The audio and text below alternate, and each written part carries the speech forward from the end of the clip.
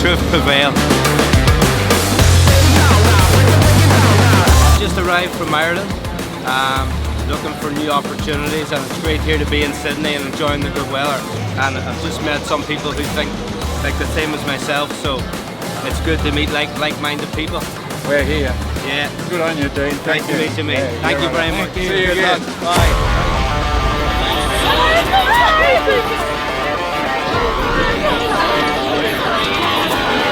You want to do it on camera?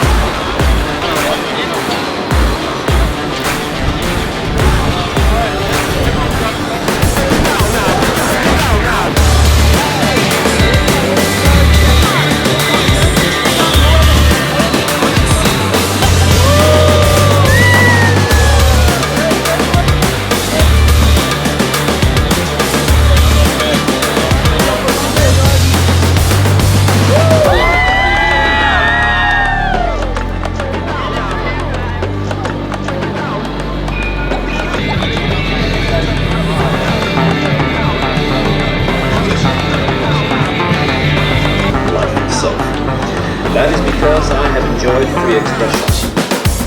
The storms that we all have to take responsibility is new intolerance. Free speech can only suffer if the law is Free David McBride.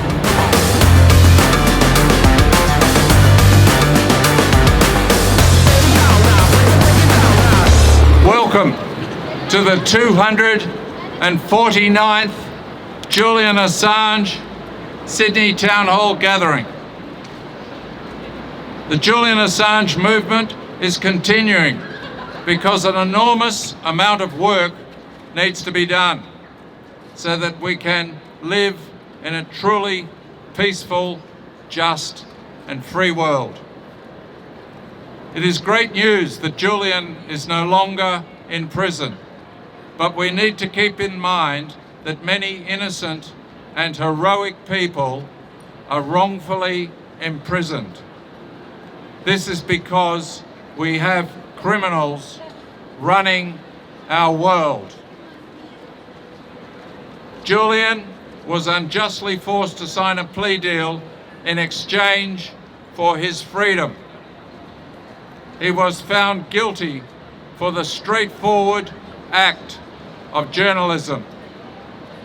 Julian's conviction shows us that the US government is able to exercise extraterritorial judicial reach and successfully prosecute Australian citizens who should always be protected by the Australian government.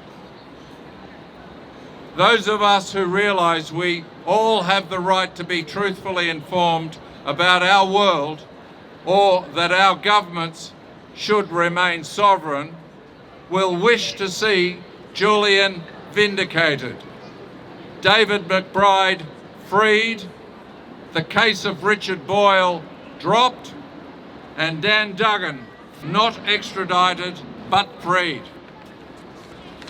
It is not right that our government and media routinely lie to us, but they do.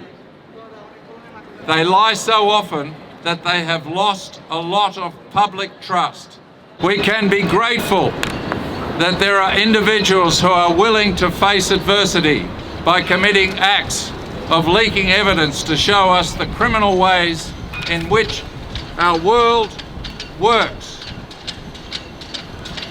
We must be eternally grateful to whistleblowers and journalists who engage in the act of publishing public interest information.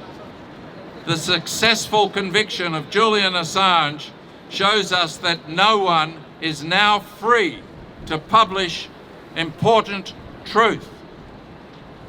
Without the freedom to publish important truth relating to government wrongdoing, democracy is pointless. In making sense of how the world works, we need to realise that the world is largely under the domination of a small group of very powerful people that can be referred to as the parasite class. This section of society has been referred to as established power, the 1%, the ruling class, or the elite. But referring to them as the parasite class is much more indicative of their true nature. The parasite class operates transnationally and is able to control governments, media, the judiciary, and secret intelligence agencies. Politicians compete in a game which offers them prestige, fame, and fortune in exchange for carrying out the orders of the parasite class. The more successful politicians are at complying with the orders of the parasite class, the higher the political rank they may achieve, and the greater the prestige, fame, and fortune they may attain. The same can be said for mainstream journalists and members of the judiciary. Clearly, a system has been created that is stacked against ordinary people who wish to live in a peaceful, just, and free world. Yet we still have ways to resist. We can resist being victims of oppression by making governments and media the victims of our individual authority. The biggest lie of Western propaganda is that our system gives us democracy. But unless everyone is truthfully informed, democracy is nothing more than a facade. To attain a degree of democracy, we must actively seek the truth and share it with one another. Propaganda will become irrelevant when we treat our own communications as being the most relevant.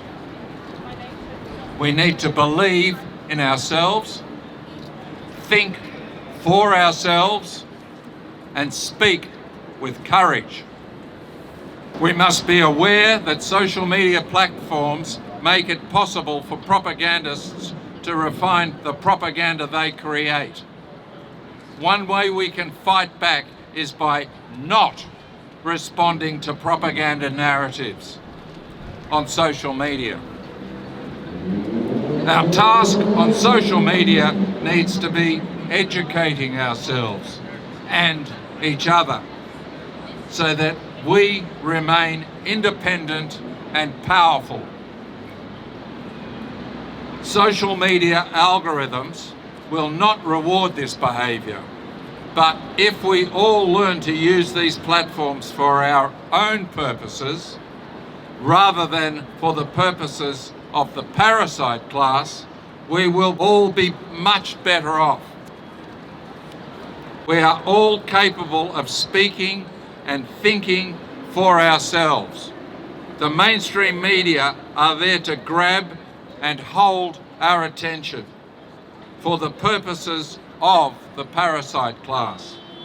If we respond to mainstream media through social media, we give propagandists valuable information as to how well their propaganda is working.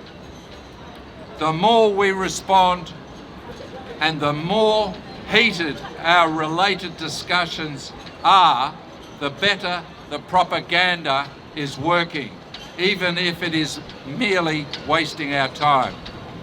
We need to spend our time more effectively in the task of truly educating ourselves so that we can formulate a better future for humanity.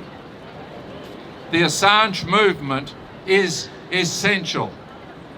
The Assange movement continues. Free, free, free the truth. Free, free, free the truth. Free, free, free the truth. Thank you. I thought they already let him go. No, no, but David McBride. Have you heard of David McBride? No, who's that? He's an Australian lawyer for 5 years and 8 months telling us about the crime of politicians in Afghanistan. So they put him in jail for telling the truth. Like That's they a did with Julian. That's a shit going, mate. You want to take it? Good on you, thank you. It's pretty un-Australian if you ask me. Oh, very un-Australian. That's not cricket. No.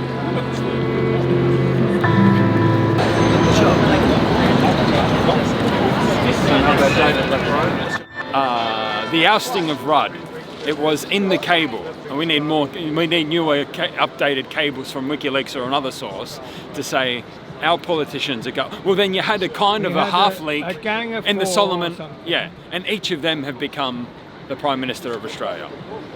Those gang of four that went to the American embassy and met up with their diplomats, and those diplomats saying Julia Gillard's a star performer. She was the first off the rank, first Prime Minister. Tick, star performer. Anything that happened after that, with regards to Gina Reinhardt, ditch the witch, super profits tax. It's the installation.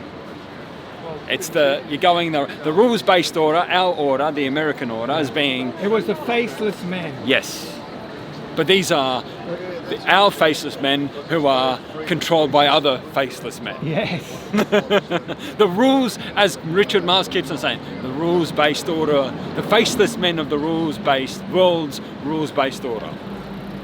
Who are they? I think, yeah.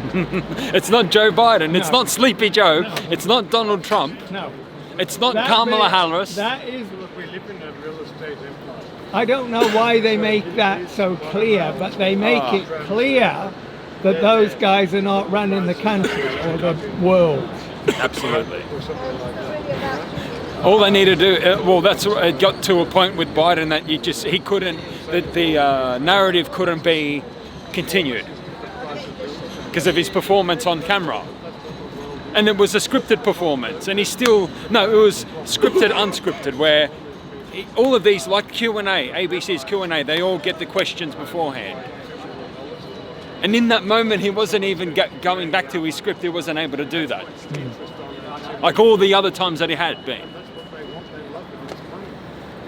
But we need more cables to then look at what's happening now. Well, you had a sort of a leak from Albanese in the Pacific Forum that they just had, where he went to just a diplomat, a faceless American diplomat, and he said we can go halves and halves on the policing agreement that we've just formed with the Pacific Islands. Let's go half and half. You had the New Zealand cameraman reporter, female presenter and the cameraman record this, and then you had Albanese saying, that's not journalism. They shouldn't be publishing what I've just said to this unknown, unmasked American diplomat. We'll go halves and halves. That shouldn't have been published. Well, see, that's the real journalism. That's the real. Yeah. And now we just need another cable to now. There's no doubt been an event where our future prime ministers have been already handpicked. A, B, C. If A doesn't get it, then we'll go to B and C. And there's already a lineup that it doesn't matter what our elections do. They've already. As long as it's a two-party system, Liberal Labor, make it easy for the faceless world rules-based order men or women, presumably men, to choose subsequent leaders in Australia. And thank you, John. 1989, it was brought to our attention by John Pilger, and in the lyrics of Power and Passion, Midnight Oil, where they've gone Uncle Sam helping John to oust our Gough. But the Queen is also involved. And that was the whole charade that we played here in Australia, shifting it away from America by looking at the Palace Papers and the Secretary to the Queen supposedly being directly in contact with John Kerr to oust. But that was not the case. That was a camouflage to look at Britain. It was really Britain rather than it was really America. As Christopher Boyce says, it was us, our American government, infiltrating the trade unions, infiltrating the Labor Party, and stopping Gough Whitlam to establish greater links with China, building on the visit that he had to, first ever visit that he had to China. That was it. That was enough. So that means there were two, because I was district. Solution. Okay, we got So it. Nixon went to China Yeah. before. Yep. Goff went to China in his footsteps, but he wasn't. But he wasn't given the permission to go in his footsteps, or have subsequent meetings, or have our bureaucrats meet with their bureaucrats. No, he had to go. Even though, as with Rudd, Whitlam was a supporter of the United States, economically and what have you. But it was this one issue with Whitlam and his Chinese relations, and with Rudd, it was his issue trying to form another cooperative group over and above ASEAN and all the other groups that the Americans have already formed. That was his downfall. He repented, he got back into the prime ministership, but he got defeated by Abbott. But he has got.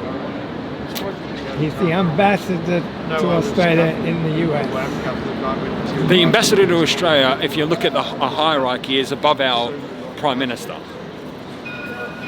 Because he's I would have gone to Kringai. right on the. If our prime minister's sort of joking around with him as an authority by saying we'll go halves and halves, he was already considering him an authority, financial and political, to make that kind of a comment. Just proves what type of a patsy. They move up the hierarchy based on how they perform, and Yes. so that is about as high as you can get if you're still associated with Australia. I would have had the choice of either somewhere. A top bureaucrat, an unnamed top bureaucrat, when he's in Australia, outranks our prime minister. But I also agree with the table of hierarchy governance in Australia, where you have all of the corporate CEOs. So I'm referring to Jack Tilburn's A Corporate Terminator, where he has a hierarchy comparing the politicians to the position of the politicians, from Treasurer to Prime Minister to Governor General, versus our companies, our corporations, CEO, Chairman, etc. Our Chairman's equal to supposedly our Governor General. The Chairmans of our ASX 200 are equal to our Governor General. There's only one Governor General. There's at least 200 of these Chairmen of our in Australia of corporations, and then you have the CEO. Supposedly is equal to our Prime Minister. How many CEOs and how many Prime Ministers? One versus all these. So I agree with what Jack Tilburn says, but there's also above this list. There's an faceless. It has to be. Yeah, has to, because we haven't written the world's rules-based order. No. And the fact that they all, at times, you can see them all in sync. Yes. They don't argue them. No. They're in sync. So And if they're how not- can they be in sync if there's no one above them? There has to be There has someone to be above somebody who's giving him the notes, giving him the speech or whatever right up to say, this particular day, this is what you're going to say. If they don't, they disappear. Goodbye. If they, When I say goodbye, if there they will be didn't- some sort of a spill Yeah. or some sort of eruption in the. As long as it's the two-party system, where, as Boyce said, they've already got people in the party machinations in Australia, both in the political parties and the trade unions and the corporations, and it will be easy for them just to create some sort of a situation palatable to the public, can be played on the 7 p.m, 6 p.m. news. Taken in by everybody and agreed with and left at that. And then hence our elected, supposedly democratic leader changes. Yeah. No, I think that's What a perfect system. How do we get in control of that? and if- How do we do that now? Like on Wow. Yes, I want to be part of that. Minister. Yes, Minister. Some they don't. The A minister. world's rules-based order. The minister doesn't. He's an average. He's rather average as our It minister. has to be. He has to be. He doesn't know. He has to be. He doesn't understand that he 'Cause can't he has do to be. anything. He has to be. He's trying to do something. He's trying to do, yes. If he didn't, he wouldn't be there. So that's, that's why we normal people could never approach these people, especially if there's a camera there, and ask them a decent question or anything. No. Are you registered to ask me a question? Have you submitted the question to me to answer your question? No. We've seen a glimpse of this during the COVID period. In those press conferences, those daily press conferences of 12 at 9 a.m. and then switch to 12, and you've seen the weakness of those questions that were asked. Both of the premier at the time and the head health bureaucrat. How weak, people should be aware of that. That hasn't gone away. Just because COVID's gone away, that system hasn't gone away.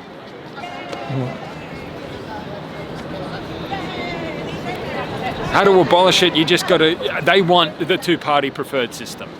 As long as it's two parties, we can control, and then because it's two, it'll be. They can still get there, but it's harder for them now to then rope in independents and people who aren't part of a two-party preferred system. So I'd say at this point in time, get as many independents as you can in there, even though eventually they will become patsies or capos. It seems that the two-party system, I guess it's like boxing. You couldn't have three-way boxing. No. It just wouldn't work. Nope.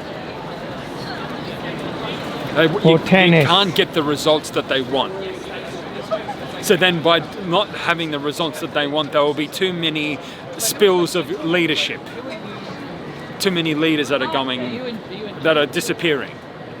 And now the public are going to accept that. Especially when you keep talking about how great democracy is. But it was interesting, me giving out a pamphlet here, and I'm presenting with a book, and the book in 1989 says, what you're talking about in here in George Street with the vindication of WikiLeaks and Julian Assange has already happened back in the 70s with Christopher Boyce. Yeah. Well, we have covered it here. Yeah. But perhaps not to the depth that you mentioned. Well, that's right, because we hadn't. That was the first time I became aware of this book, and I had to flick through it in this section where the Chris Boyce section, or people just saying how we are, the way in which we are interconnected with the United States. Yeah. And his example was Christopher Boyce. Yeah.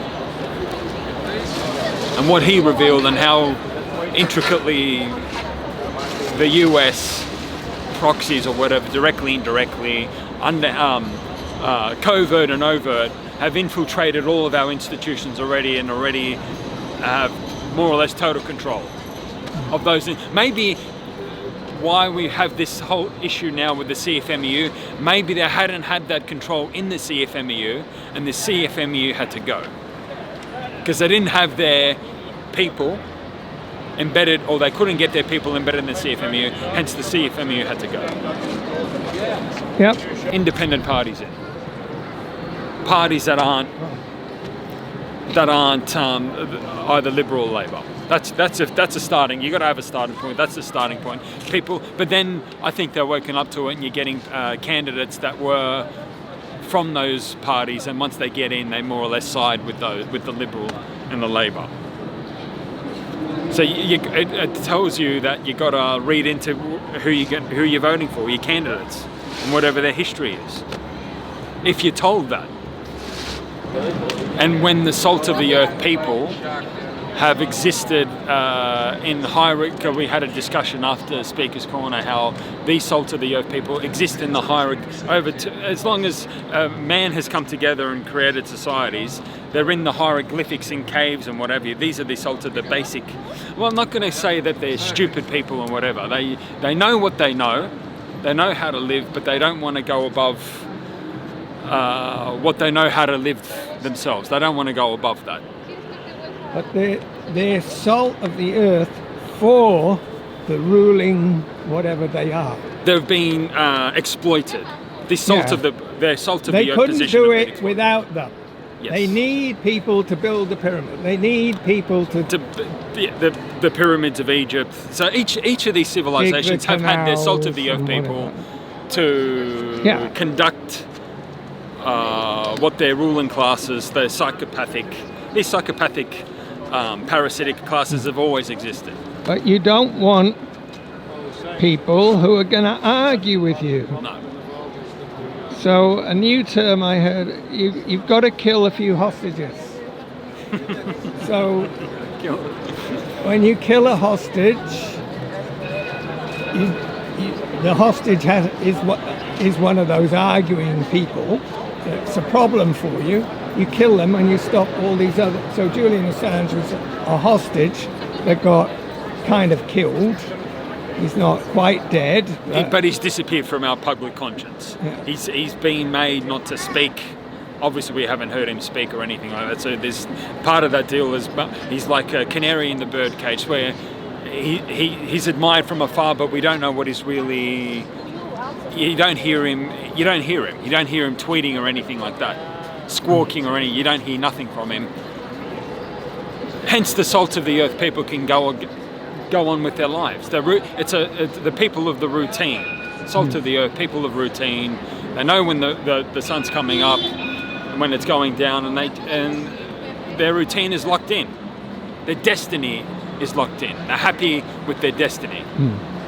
But the salt of the earth people, if they're starving, they will be Yes. the revolution. They are, yes.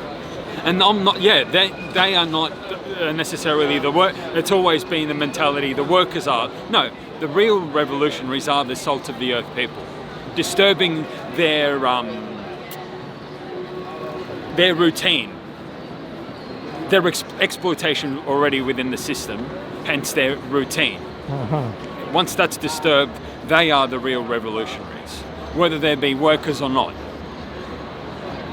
or self-employed or what have you. Once their routine is, and whether that's some sort of a, whether they are the hostages of the system, and you disturb them by killing them or disturbing their pattern or whatever. Not killing them, but well,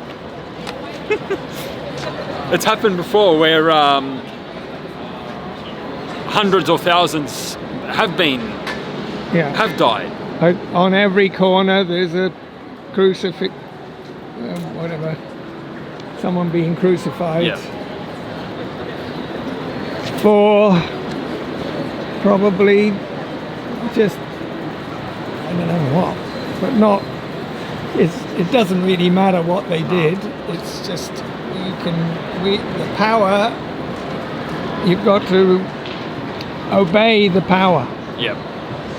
That's their mentality, because the power has given them a peaceful, satisfied routine where they have food, they have shelter, and what they consider as a peaceful life. So there's no need to change it. Until a disturbance happens.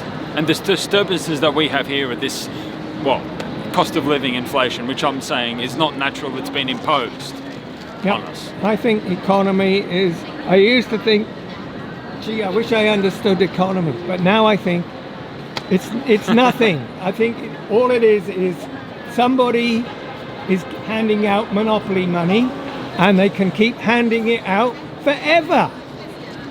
You just, want these people to do something for you? Just hand them it, rather than these ones. So you get, right, we'll all get, skilled up in this thing, because we can now get more money if we're skilled. We'll just say IT or something. We just need to have a little bit more of that. And of course, the guys that are too old, that can't learn it, well, they just go on the scrap heap. Or you take away what America's, it's a theory, and more or less, money is a theory. And you get enough people obeying or complying with the theory, becomes reality. And that theory, the basis of that theory, you can't get it more clearer than the American deficit. From billions to trillions, and it just keeps going up. I think in Times Square they have a thing where it's a never-ending line that just keeps on going up. It's a never-ending deficit. But that deficit, the basis of it is as long as $1 is being spent somewhere in the world, $1 American is being spent somewhere in the world, we can add $1 to what we can spend. Or $1 off that or $1 to our economy and our deficit. Hence, the never-ending deficit. As long as $1 is being used American, we can add on to that deficit. We can add $1 to that deficit. $1 American is used wherever in Australia or Russia, then $1 can be added to that deficit. As long as $1 is being used, that never stops. But once it stops, and then that's why you have Americans and going into countries and ensuring that they use American dollars. As long as American dollars are being used, at least one, then the system continues. So you got to stop, whether we go to gold bullion or what have you. You got to sort of stop that. Then the economy behind the world's rules-based order shuts down. That's my theory, in contradiction to the theory that everybody subscribes now. Well, the free market one, Yes. where, No hand, Ricardo's no invisible hand. That everything happens by serendipitously, naturally. there's all these companies coming up with new products, and everybody buys that, and that makes the economy work really well. Yeah. Which I never understood, but I don't think anybody really understands it. As long as they have shelter, a full belly, so they got the food, and they have a sense of security, then it just goes on. But as you say, if they're all hostages and they get taken away or shot, or enough of them get shot, salt of the earth people, enough of them die or get shot, then you'll have a fundamental shift in the system, whether that be a revolution or what have you. Then there's got to be some. But the revolution will be still controlled by those still bastards. Some sort of a control. It'll be segmented, like we were talking last week. The lockdowns. If we're going to have another lockdown, it'll be a segmented lockdown of a specific area within Australia. And we had the theory that it would probably be a population of minorities. That will be shut down for a month to enable the security for the greater population. So you could say the same thing if there's an economic shock or whatever. They could segment that off, barrier it off, put it somewhere there that's only happening there. But the system as a whole around that problem area where the system isn't working, everything else is fine. What we're doing now is we're trying to fix that problem there to get it back working with the bigger pie or the bigger whole. So they have to have if they are like Enron was, they are the smartest guys in the room. These smartest guys would have a contingency for everything. A breakdown and then contingencies upon contingencies, as long as the invisible, faceless men or women or people controlling the world's rules-based order, as long as they're untouched, anything goes.